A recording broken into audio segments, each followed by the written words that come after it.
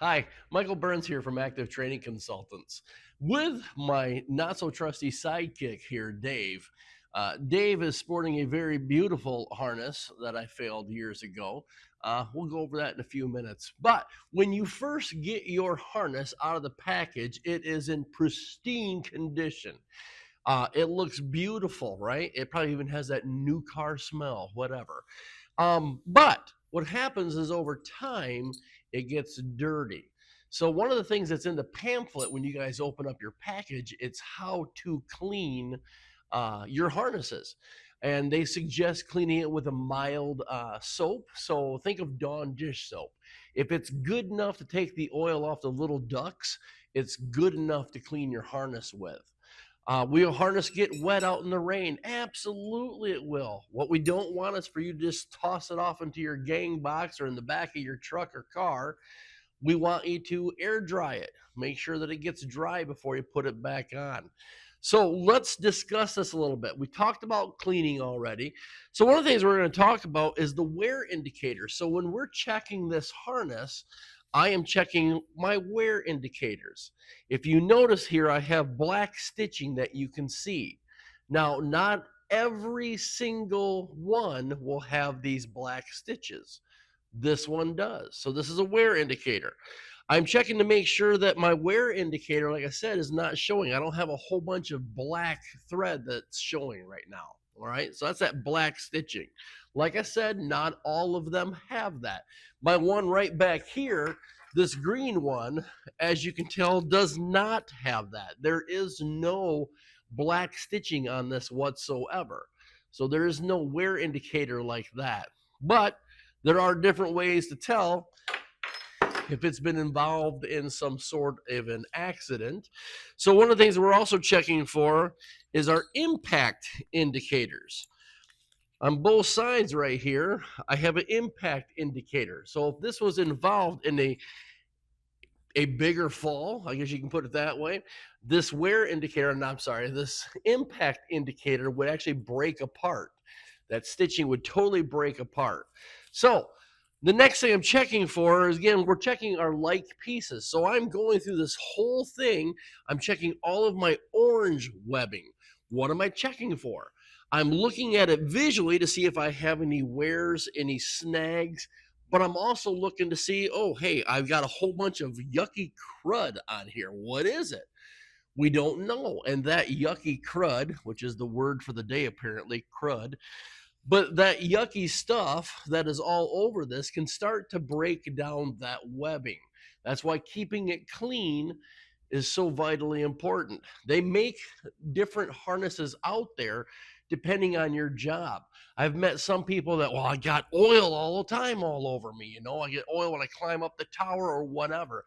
They make a harness specifically for that that is resistant to oil. They make stuff that is resistant to chemicals. They make those kind of harnesses. A lot of times we just need to do our due diligence and find the right harness for what it is that we're doing. But like I said, I'm going through all of my orange. I'm looking at it, but I'm also feeling it. Do I feel any snags that maybe my eyes did not see? But I'm checking all of the orange. Anything that is orange, I am checking visually and feeling it as well. Once I get through all of my orange, now I can start to check my black. So I'm checking the same thing. I'm checking the webbing, my black webbing. I'm checking everything on there as well. Once I'm done with looking at all the black webbing, I'm going to go through, again, like my roller buckles. I'm going through here and making sure what kind of condition is this in. Does the roller buckle itself move? What does it look like? If you zoom in, I got to find it. If you zoom in right here, you can see a crease. So what that does is it fits almost like this. Get my hands right. There we go. It fits almost like that. If it's ever been involved in some sort of a fall or some sort of pressure, that C will actually close in on itself. So your roller buckles have that, but not only does your roller buckle have that, right here where your D ring is, you have the same thing. In this one, you have a plastic one. And it's the same thing. If it's in good condition, it'll be like a C. But if it's ever been involved in some sort of an impact or some pressure, that C will start to close in on itself. It's a bad day. While I'm up here, I'm also going to check my D ring. I'm rubbing my finger in here to find out if I have any burrs or anything else like that. I'm checking it itself. Notice that on this one itself, it's rusted. Now, not only is that rusted, I have, like I said, we talked about like pieces, right? So I'm checking all these. But once I noticed that a lot of my stuff is rusted on this particular unit. This would be another reason why I'd want to fail this one. Same thing with right here. This is for my chest strap, just like Dave has here on his chest. But this one here is all rusted and gross looking. So it's the same thing, right? I'm checking all those like pieces. I'm now going into my leg straps. Now this, again, has areas where I'm going to put that roller buckle into to adjust it to my legs. If you zoom in on this, you'll notice too that these are discolored. I've got some green on there as well, but the discoloration on there, especially the green was from somebody trying to do like almost like an acid wash on this. They were trying to take care of it that way. They soon realized after they got done that when they weren't supposed to do this, so they quick rinsed it off, but it affected that metal pretty quickly. So again, we're checking all those like pieces. Something that you can also tell with this too, and this one does not have it on there, but if this was ever involved in some sort of a fall, these little circles where you're adjusting it to your leg, wherever it was adjusted at, maybe it was this one right here. If it was, it would not be circle anymore. Almost like a football, be elongated a little bit.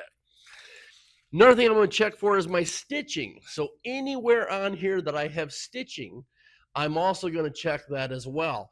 Now you might have a little bit, I don't know how good my cameraman can get in here on this, but you're going to have a little bit there. It kind of looks like it's raised a little bit, like it's broken, but it's really not. This comes from the manufacturer that way. But what I'm looking for is the stitching breaking apart. So that's what I'm looking for on that. Again, I'm checking all of my stitching. Anywhere that there's stitching, I'm doing that check. Now, something that we like to do is we like to put on our names. We like to put on that this is Michael's or this is Dave's or Don or Francine or whatever your name is. We like to tell people, hey, this is our harness, don't touch.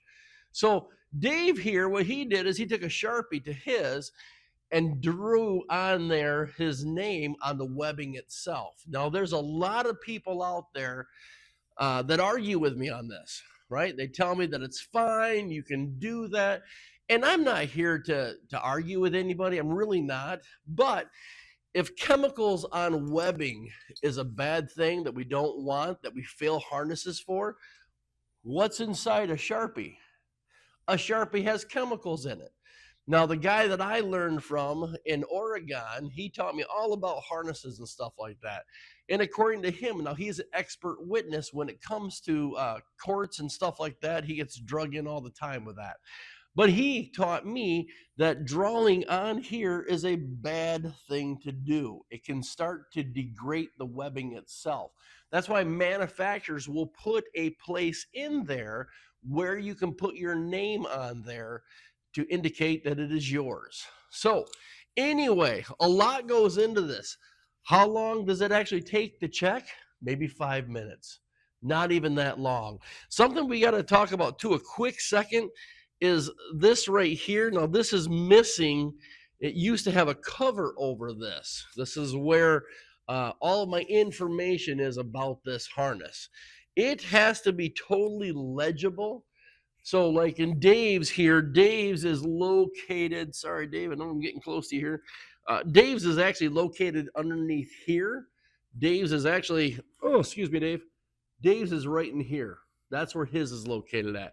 But it'll tell me everything I need to know about this harness. Now, again, the person that's wearing this harness, and this is something you got to check for too, is to make sure that that harness is rated for your weight. Now, we'll cover all that in the next episode on how to put one on, but you also got to check in there that it's going to be able to support whatever the weight is that you weigh. Okay, so I'll be honest with people, I am 300 pounds. I want a harness that's going to hold me in there. But that's a whole different story. But anyway, I think I covered everything that I wanted to cover for today's episode. The only thing I can tell you guys is have a wonderful day out there. Please be safe. Again, check these things before you put them on. It only takes about 5 minutes. Really, it doesn't take a long time. If you find out that you have a problem with it, go to your supervisor or whoever you need to go to, your safety coordinator, whoever that person may be, and get another harness. Please do not put it on and go, you know what, I got to get this job done. I'll get one later on. Because all it takes is just a snap of the finger, and your whole life is altered for the rest of your life. So, anyway, be safe out there. Have a great day. And Dave, say goodbye. He says goodbye. He loves y'all too. Peace out. Have a good day, guys. Hey, and you thought you were done seeing me. Psych. Hey, real quick, something I did forget to mention too. When we're checking our webbing, no matter what harness, if it's the green one here or the orange one here, when I'm checking that webbing, I'm also looking for discoloration. So a lot of times we get chemicals on this. Doesn't mean that the chemical is going to eat right through it. Maybe it will over time, but it'll start to fade. I'm going to start to have different colors on here. So that's what I'm looking for. I'm looking for some fading, some discoloration. That's a good indicator too that the harness is damaged. All right. Anyway, now I'll let you all go. Have a wonderful day.